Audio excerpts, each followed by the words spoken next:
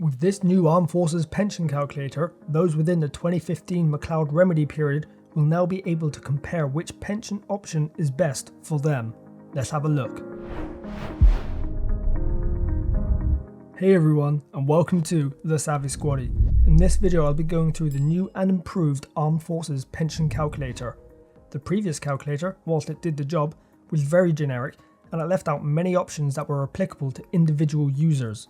This new Armed Forces pension calculator includes the addition of a number of different options where individual circumstances may differ, such as a pension sharing order on divorce, added pensions and additional voluntary contributions, rejoiners, and specialist trades.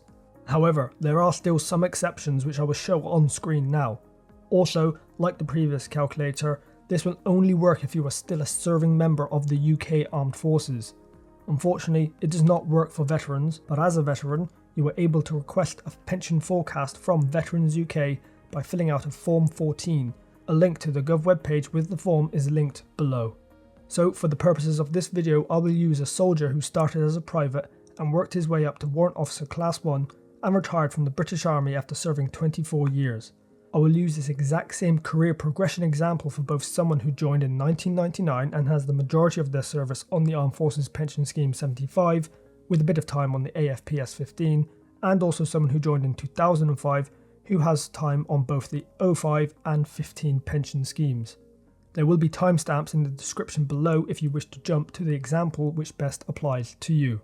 First though, before we get into the examples, let's quickly cover the McCloud Remedy, or as it's now known as the 2015 Remedy, so those of you who are affected by it have a better understanding of it all and what to expect. If you joined the Armed Forces after the 31st of March 2012, then you are not affected, but you can still benefit from watching the process on how the calculator works, a timecode for which is in the video description.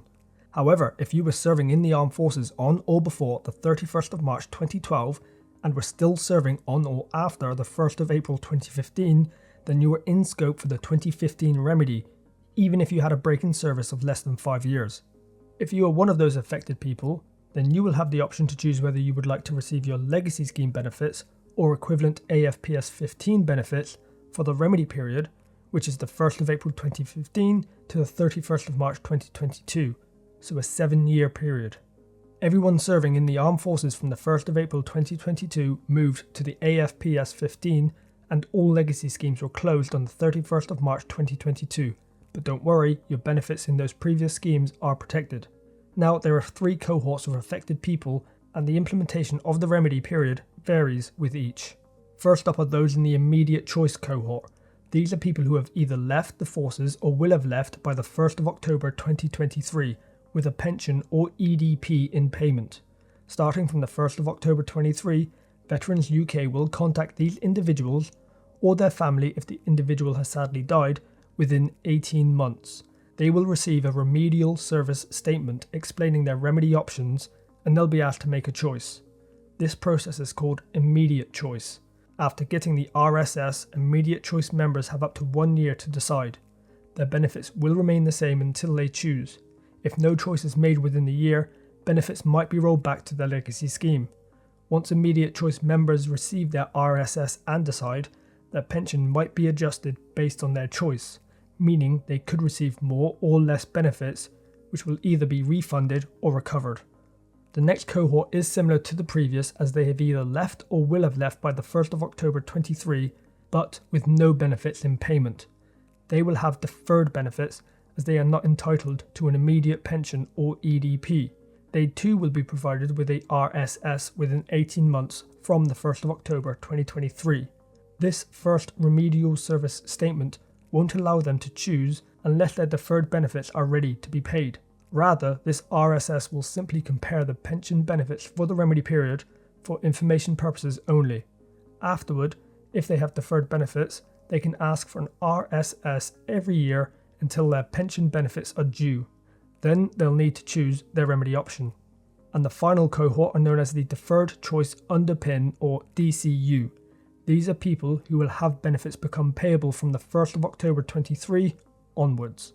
Those who are in scope of this will go back to their Legacy Pension Scheme for the Remedy period, which is between the 1st of April 2015 and the 31st of March 2022. If this is you, then the MOD intends to issue you with an RSS prior to you leaving, and you should be given sufficient time to make your remedy choice. However, if you are due to leave soon after the 1st of October 23, then your benefits for that 7-year remedy period will be based on your legacy scheme. Once you decide, and if you choose the AFPS 15 benefits for the remedy period instead, then the benefits will be applied retrospectively, and where necessary the pension EDP will be subject to adjustment. Hopefully that has helped explain a little bit of what to expect with the 2015 remedy. I know some of you have already received your RSS in the post, so they are getting to people. Now that is out of the way, let's walk through how to use this Armed Forces pension calculator, which I will link below. There will also be a readable user guide that Defence Business Services have created, which can help as well.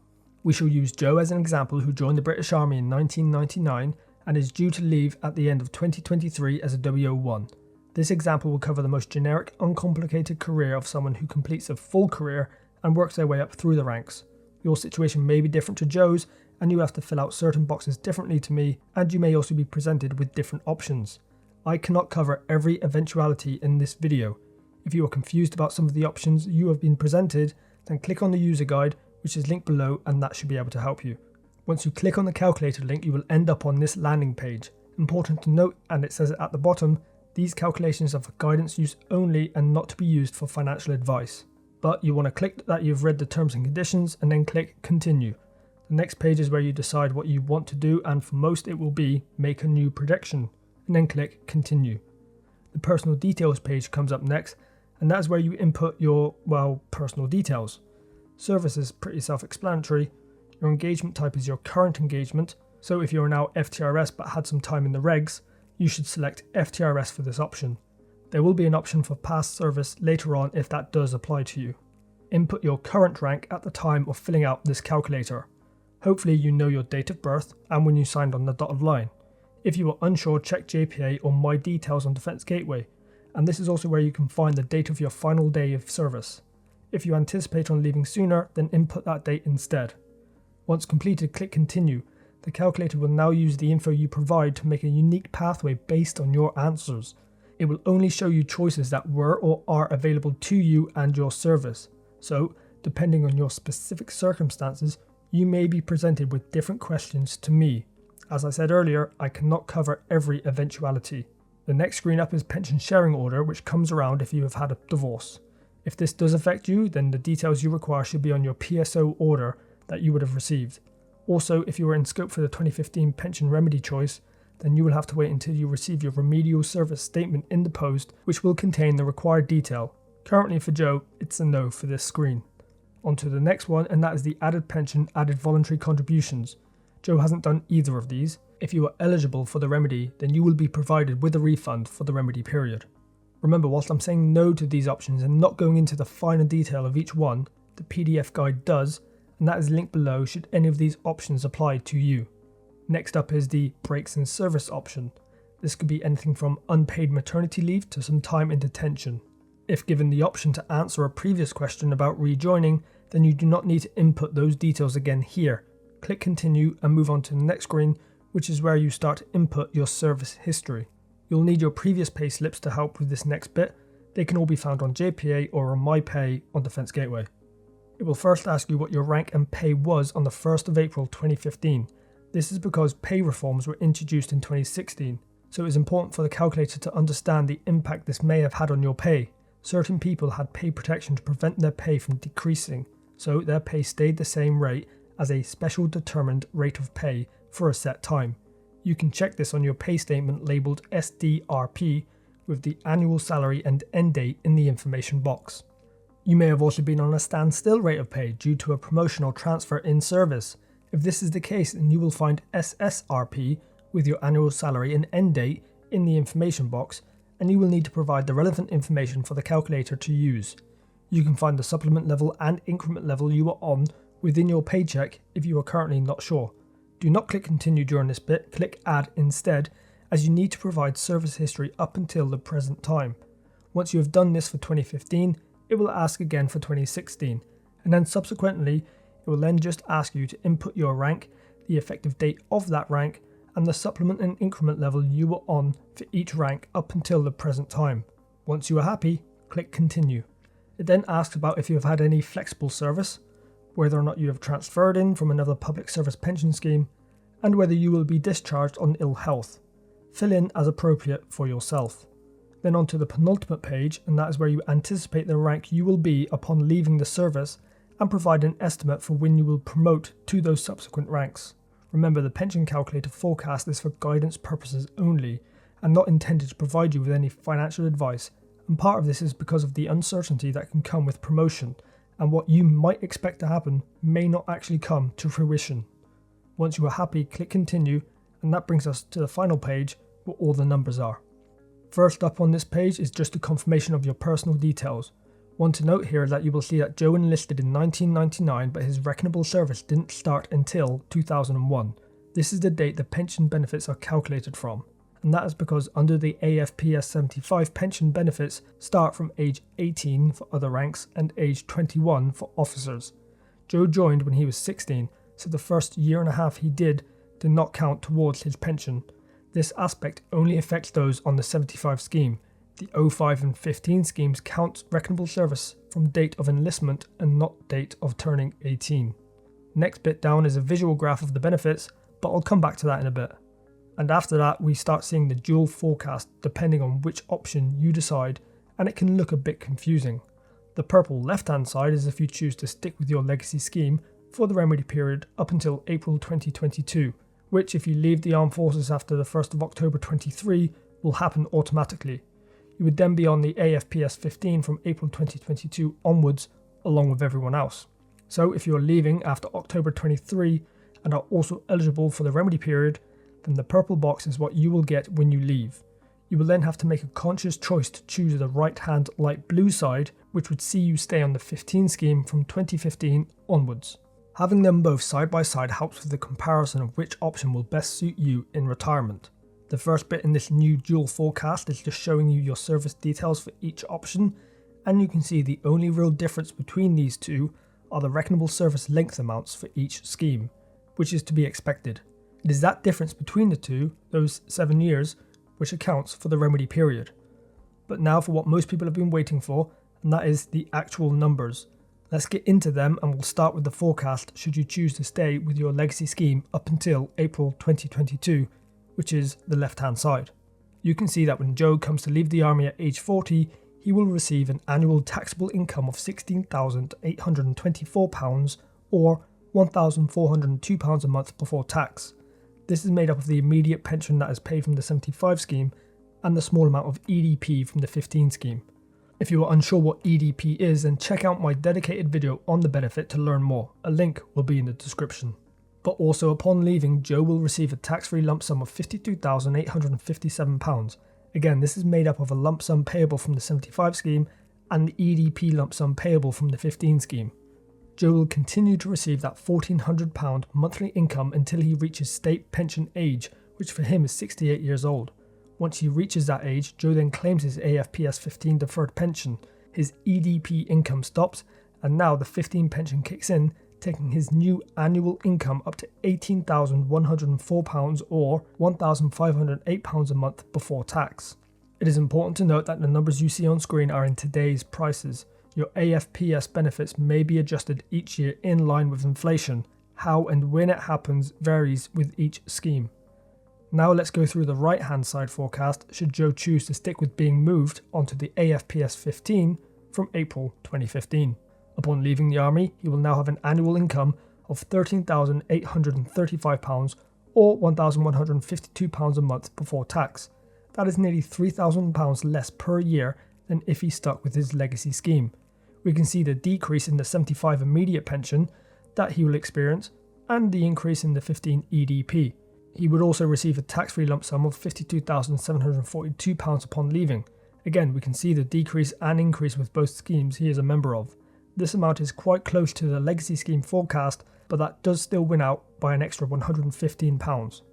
Then finally, at state pension age, his new annual income would increase to £19,864 or £1,655 a month before tax. And again, we can see the breakdown of the amount per scheme. so the pension at state pension age is more than if he remained with his legacy scheme for the remedy period, and there also isn't much of a difference between the lump sum being paid out between the two forecasts. So, would Joe be better suited with choosing to remain on the AFPS 15 from April 2015 onwards? I would say no, and here's why. Joe leaves the forces when he is 40. He has 28 years to go before he reaches state pension age. If he chooses the right-hand light blue side, then we know from the forecast that he will be £3,000 worse off per year than the left-hand purple side. This accounts for £84,000 in today's money over those 28 years. Now, the average lifespan for a male in the UK is around 79 years old, so if Joe stuck with the blue option and died at 79, then those 11 years from state pension age until his death, he would be better off by £19,360 by not choosing the purple option. But even with that, those 11 years of being better off do not counter those 28 years where he was worse off. Overall, he is out of pocket by £64,640 for that period of leaving the army to his death, if he picks the light blue option, which is choosing to transfer over to the AFPS 15 from 2015 onwards. So, for Joe, sticking with his legacy scheme is much better, but you could be different, and it's important to run the numbers and decide for yourself. Scrolling down, the next section is on commutation. This is where you give up part of your pension income to create a tax-free lump sum. Sticking with the left-hand side, first up is actually something called inverse commutation with the early departure payment lump sum under the AFPS 15.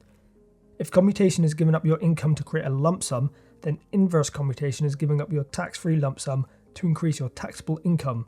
And that is exactly what is happening here. You can see that if Joe decides to, he can give up his AFPS 15 EDP lump sum of £4,365 to increase his AFPS 15 EDP annual income to £897, up from £660. This would be an increase of nearly £20 per month. Going down, we now enter the actual commutation bit, and it shows the amounts if you choose to do maximum commutation. Dependent on the scheme, the calculations are different, and I won't be going into that here. We can see that with the AFPS 75, Joe would be able to create an extra lump sum of nearly £24,000 on top of what he will already get at his exit point. But this will lower his immediate pension under the 75 scheme to just under £14,000 a year, down from £16,000. But this is only until the age of 55, at which point the pension returns to its original amount. This is because Joe would need to repay that £24,000. This is known as resettlement commutation under the 75 scheme, and if you want to do this, you must choose to do so before you leave the armed forces and your pension becomes payable. The application form, Form 1, can be found on the Gov website under Veterans UK Armed Forces Pensions Forms. Unlike the 75 and 05 schemes, the 15 scheme does not offer a tax-free lump sum payment when the pension becomes payable. The EDP lump sum and income are different and are separate to the pension. So at state pension age, you can create a lump sum through commutation by sacrificing part of your deferred AFPS 15 pension income. You can see Joe would be able to create a lump sum payment at state pension age of £8,300, but in doing so would see his AFPS 15 deferred pension decrease to just under £1,250, down from £1,940. If Joe wishes to do this, then he needs to inform Veterans UK 6 months prior to claiming his pension. Moving over to the right-hand light blue side, if Joe decided to inversely commute his AFPS 15 EDP lump sum of over 20 grand, he would increase his annual EDP income to £4,222, up from £3,106. Because his immediate pension under the 75 scheme is less, so is his extra lump sum he would create at exit through resettlement commutation. A newly created lump sum of nearly £16,000 would lower his immediate 75 pension to £9,200, down from £10,700. But Joe could create a tax-free lump sum of nearly £40,000 at state pension age from his AFPS 15 deferred pension, which would see a reduction in the 15 scheme annual pension income to £5,800, down from just over £9,100. These are all things that need to be considered when making your decision. What do you need now? What do you need then? Etc. are questions you should be asking yourself. And naturally, you cannot pick the pension income from one option but the commutation from the other option. so it is really important to run some numbers and pick the best option for you and your current and future foreseeable circumstances. Scrolling down, we can now see what Joe would get if he claimed his pension early at age 55. You are able to do this, but understandably your income would decrease as it is now being paid out over a longer period of time. The numbers you see are the reduced amount under the AFPS 15 deferred pension, as, with Joe at least, his 75 immediate pension is in payment from when he left the forces, so he can't really claim that early. You can see on both sides that the amount increases with the age it is claimed at. So if Joe waits until he is 61 to claim his AFPS 15 deferred pension, then he will naturally receive more per year from that scheme than if he claimed it at 55. After this comes a reminder of your service history, and then also the option to save the calculation should you wish to do so. If we scroll back up towards the top and have a look at that graph again, the purple left hand side projection is on the top and the light blue right hand side forecast is at the bottom. You can see that the yellow line on the top is higher than the one on the bottom, meaning more money for that period, and finally the green line is the amount of pension payable at state pension age. The slider beneath the graph allows you to choose a different exit date, and that will adjust all the numbers accordingly so you are able to see what you would get should you serve a number of years less than what you forecasted for. So that was a walkthrough of the new pension calculator for someone who is a member of the 75 scheme and now the 15 scheme. I'll now go through the results of someone who is affected but on the AFPS 05 using the exact same career structure as before, but this time Jane joined in 2005 and will be a member of both the 05 and the 15 schemes. We will just skip straight to the numbers as there is very little difference in the run-up questions, but I do also want to point out that because Jane joined in 2005 and became a member of the AFPS 05, the date of enlistment and the start of reckonable service are now the same, whilst before it was different for Joe when he was on the 75 scheme and joined at 16. Jane too joined at 16, but the 05 and 15 schemes recognise the start of reckonable service as the start of paid service. Anyway, scrolling down to the numbers, let's have a look. Just in case you skip straight to this bit, the left hand purple side is the forecast should Jane decide to remain on the AFPS 05 for the remedy period up until April 2022. The light blue right side is the projection should Jane decide to stick with being forcibly transferred over to the AFPS 15 back in April 2015. So going down the left hand side first, when Jane leaves the forces at age 40, she will receive a recurring annual taxable income of £8,792. That is £732 a month before tax. This number is made up of the early departure payment benefit from both the 05 and the 15 scheme. If you don't understand this benefit and how it actually is separate to the pension, then make sure you check out my dedicated video on the topic. Jane also, upon exit, will receive a tax-free lump sum of £54,359. This too is part of the EDP benefit, and you can see how the total amount breaks down between the two schemes. At age 55, the EDP income from the AFPS 05 increases to £9,277, which brings her total EDP annual income to £11,884 or £990 a month before tax.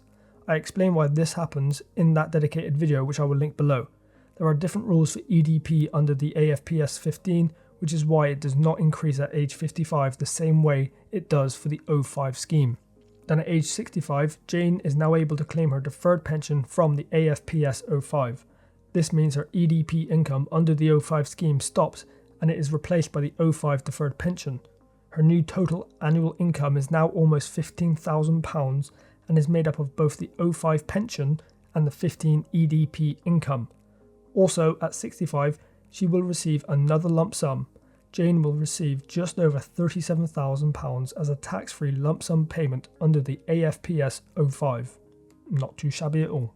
And then finally, Jane makes it to state pension age, where the EDP under the 15 scheme stops and is replaced by her deferred pension. Her new annual amount is £20,037 or £1,669.75 per month before tax, and that is made up of the amounts from the 05 and the 15 pension schemes. Looking at the right hand side, if Jane should choose to remain on the 15 scheme from April 2015, you can see that pretty much she would be worse off if she chooses this option. Her total pension from state pension age is a bit higher with this option than if she stayed with her legacy scheme, but she would still be out of pocket. I won't go into detail as you can see quite clearly the differences, and hopefully understand how to read it now. You can see the total and the amounts from each scheme that contribute to it. Scrolling down to the commutation section, we can see what the new EDP income would be under the AFPS 15 if Jane decided to inversely commute her EDP lump sum. So that would be giving up her tax-free lump sum to increase her taxable EDP income. And if you remember, the AFPS 15 does not offer a lump sum when the pension becomes payable, and so we can see what the lump sum could be at state pension age should Jane opt for maximum commutation. This would be giving up part of her AFPS 15 pension to create a tax-free lump sum. It also shows the new amount of annual pension due from the AFPS 15 once the deduction has happened. Next section down is how much Jane will receive if she opts to claim her pension early at the age of 55.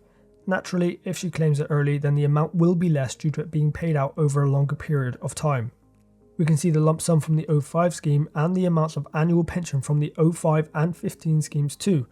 And as we go down through the ages, we can see that the amounts increase depending on what age the pensions are claimed. If you want to claim it early, then contact Veterans UK. Then, scrolling down, it's Jane's service history and the option to save the calculation should she want to come back to it in the future.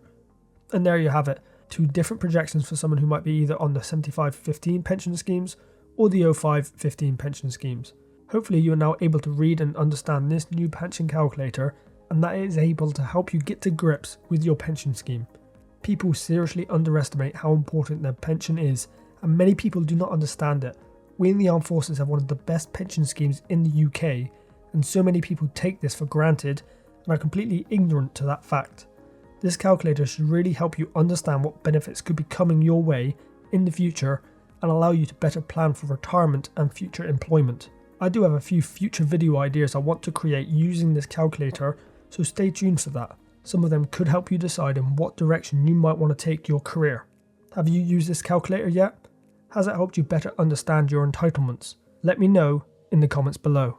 Thank you all for watching. If you liked what you just saw, please hit the subscribe button up there, and if you want to see some more videos, click over there. See you soon.